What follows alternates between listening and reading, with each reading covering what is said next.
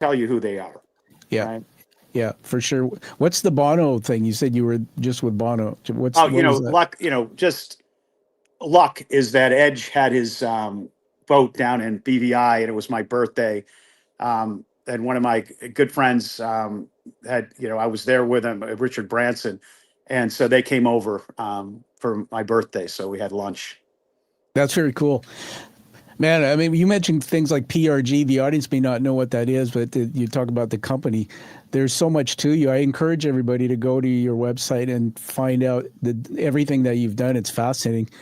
I call this next piece of the team translator.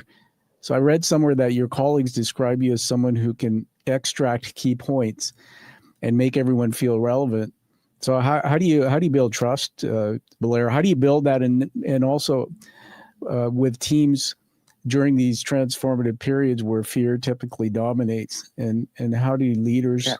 look, I think it's a great question. Hopefully users will, because it goes back to your piece of how can you go from industry to industry and what do you get out of that? Look, every industry has two things that are common. They have people and Yeah, they have patterns, right? And you can translate those across industries.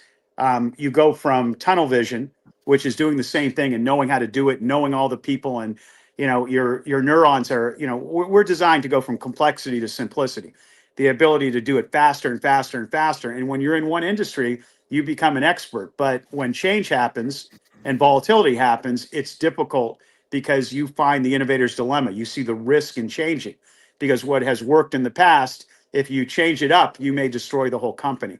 The ability to move from industry to industry makes you more comfortable that volatility and change happen, and that those are the moments of innovation.